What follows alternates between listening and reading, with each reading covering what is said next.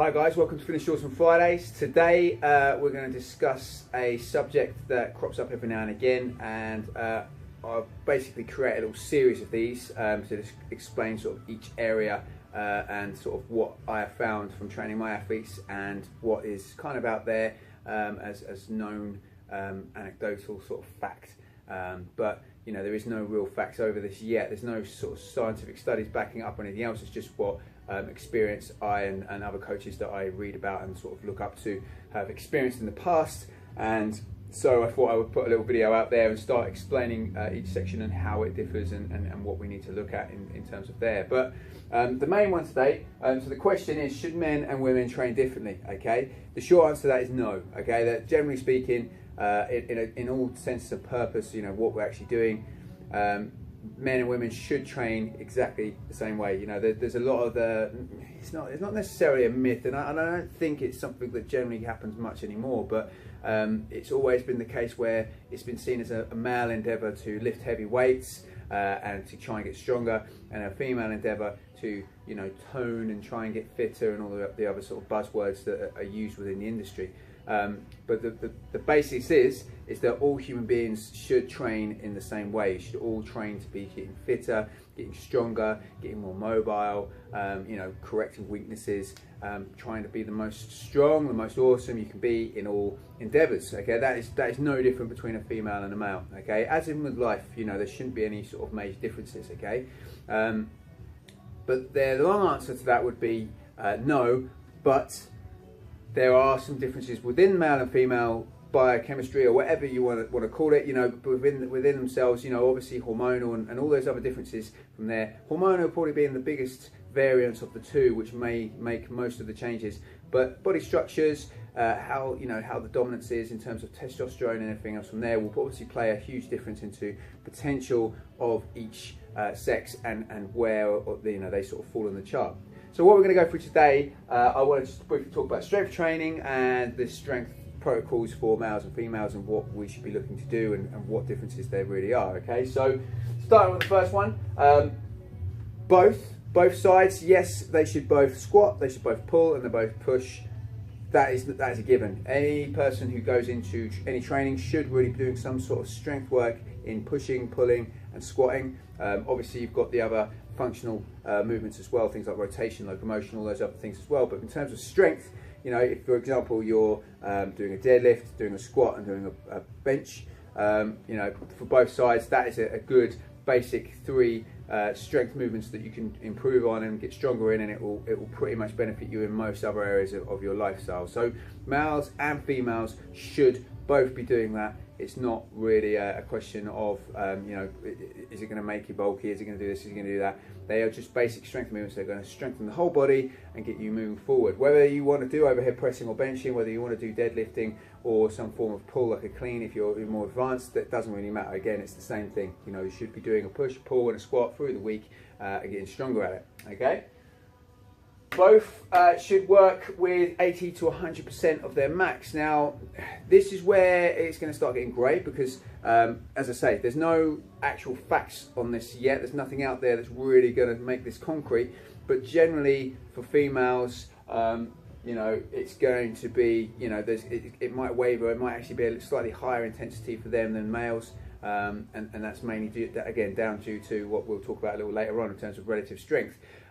But strength building is done within the 80 to 100% marker. Okay, so between 80 and 90%, you are looking at building strength. That's where the range is generally going to be for building strength. Okay, whatever the rep ranges are for females, it's going to be slightly higher. For males, it will be slightly lower. But that is the intensity range in which we're going to get stronger at. Okay, from 90% up to 100%. What we're doing there is we're demonstrating that strength. Okay, we're actually, you know, it might be called realization, it might be called, testing, but you're basically starting to build up and demonstrate that you're able to cope with those heavy loads, and that's what you're doing with the body. You're making it sort of build up towards that 100%. Okay, so if you're peaking, if you're going towards a meet or anything else like that, your goal would obviously be to do 100% plus of what your, your 1 rep max is, but in training up to that, you'd obviously start working in the 90, 92%, 95%, and start slowly building towards that, and the volume obviously reducing quite a lot Again, both should be working within that range, both should be doing that, but what reps they use, how much volume they use will differ, and that's something we can talk about in future videos and everything else from there. So that is generally how that will work. Okay, males generally though, the differences can come into it. Males generally have a stronger upper body relative to their female counterparts. So it's not to say that females have got a weak upper body, because you can train it and become stronger. But relative to a male, we are more structured to lift heavy weights with our upper body. You know, we dominate our shoulders, our chests, our upper backs are that bit stronger, and we can obviously dominate heavier weights in the upper body movements. Okay. It's not to say women, as I say, shouldn't train it, and they shouldn't go big. If anything, women should train the upper body harder, because females generally have a stronger lower body, okay, relative to their upper body, okay, and normally relative to a lot of males. A lot of female athletes in my classes will be squatting similar weights to some of the men, and that, you know, comes down to it. They'll weigh maybe, you know, fairly similar, you know, maybe 10 kilos less, but they'll be squatting pretty close to the weights that the males are using, okay, relative. You know, if the same rules applied, obviously the men should be squatting an extra 20, 30 kilos more, and it should, you know, all work out from there, but generally it doesn't. And that's because females, one, concentrate more on their lower body than their upper body, especially in the early periods of training, so they'll do much more squatting, they'll do much more lunging, they'll do much more step-ups, because that is part of the, as I say, the culture of which training has been for females. So you'll find that their lower bodies relative to their upper bodies are fairly strong, okay? They don't generally do much pressing, they don't do much pulling, they don't do much push-ups. You know, these things are things that are avoided almost because of the weaknesses that they have at the start, or because they don't want to get bulky, don't want to, you know, show, you know, muscle in the upper body for whatever reason. Okay, so generally speaking, that is going to be a difference in strength, but it doesn't mean you shouldn't train that. In fact, as I say, you should emphasize that strength that you lack in. For males, it's not all about the beach bodies, it's all about the mirror muscles. You know, squatting and deadlifting are massively important to them. It's become much more prominent now than it ever has been before. You know, you see a lot more people squatting, you see a lot more people doing leg day, but, you know, predominantly males tend to, you know, prioritize that upper body. So that are the main differences from there. I would have a female, you know, sort of emphasize that strength, push forward that strength in the lower body to get the PRs to push forward from there. But obviously we need to do a lot more work on the upper body strength, on working on things like, you know, overhead pressing, bench pressing, sort of push-ups, pull-ups, rows, getting that upper body strong relative, as I say, to the lower body, and just trying to shorten that sort of gap between the upper and lower body from there. Okay, so that is a little bit of a difference there, but again, it doesn't mean you have to train differently, it just means you have to be a bit more smart about your training and emphasize certain areas and weaknesses from there.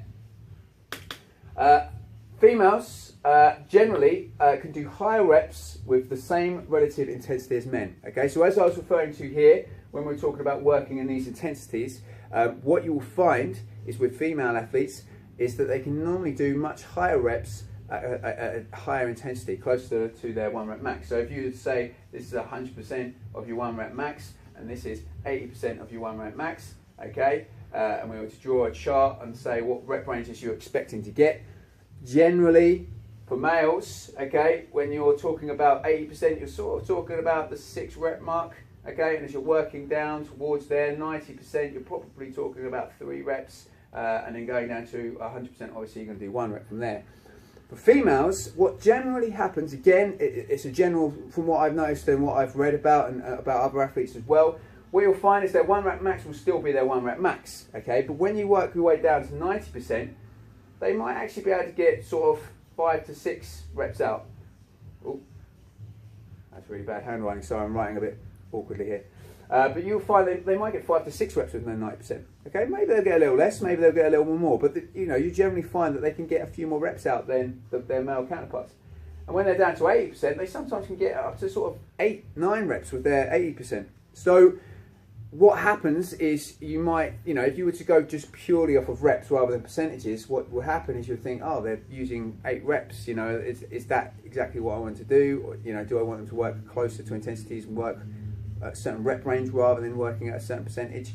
But that's generally what will happen. So if you're working on a percentage-based program, expect female athletes to generally do a few more reps to that relative intensity than men. So it's rather than doing, say, you know, at 90%, and you said, all right, we're going to do 90%, we're going to do 5 times 1 for the males. What you might find for females, what might be better to do is actually get them to do 5 times 2 or 5, even 5 times 3 with that same weight. Okay, so you know, you will have to learn and understand your athlete, and that's the idea of being a coach and what you should be doing anyway. But that gives you a general idea of what sort of, you know, what you should be expecting when you're working off of percentages from the 100%. Okay, so women generally can work at higher rep ranges, higher volumes with the same relative intensity as men. Okay.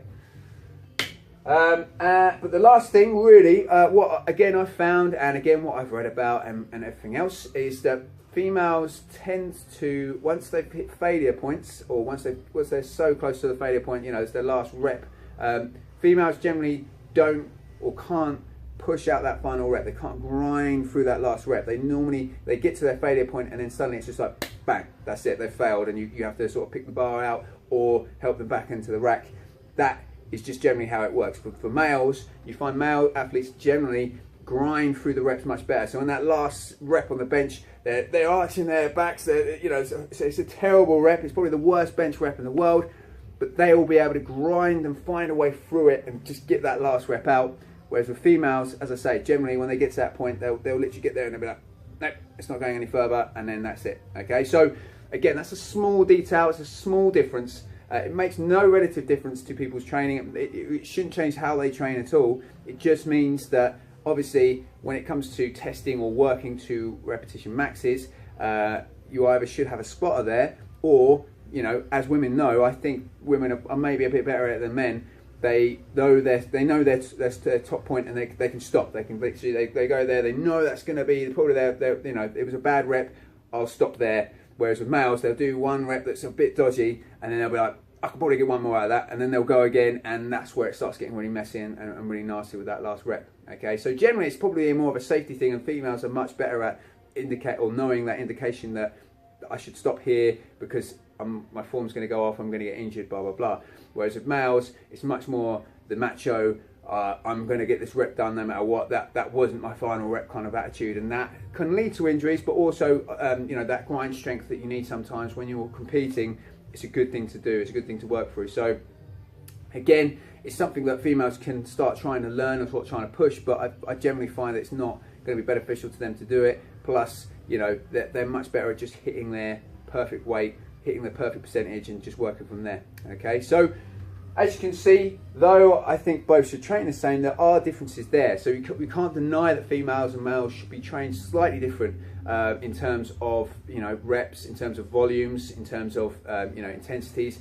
But all males and all females should train in the same way. They should have a strength component, they should have some form of assistance or muscle building components, they should have some conditioning components. These things will never change, and they should be in your training. So if you are someone that doesn't strength train, I would highly recommend speaking to a professional in the strength game. You can speak to me, or you can speak to anyone you want, but just ask them about either creating a strength-based program for you, or you know, actually training with them and learning how to do a strength-based program along with your other training that you like to do. You know, if you like to do spinning and other classes, you know, you should still have that strength session that you fit in at least once a week that works the whole body.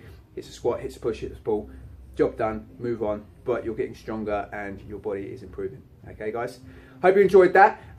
We'll talk over the next few weeks. As I say, I'll keep bringing these back, and we'll talk over fat loss, muscle gain and nutrition as well, so we can kind of see the differences again between the females and the males, and what we should be looking to do within each. Okay, I hope you're enjoying these. Obviously, like the page, share and follow in any way you format you can. We've got YouTube channels, we've got our Facebook channel, we've got our Instagram, and just obviously, guys, just communicate with me. Any questions you have, absolutely anything, just send me a message. Don't be afraid, I will help out. I'm not here just to make money. Obviously, I like training, I like making a living, but I am honestly here to give you guys as much advice and help as I can, and that for me, as I say, it doesn't cost a thing, just to give you some advice and help you along the way. Okay, guys, just be awesome, have a great weekend, and I'll see you guys next week. Catch you later.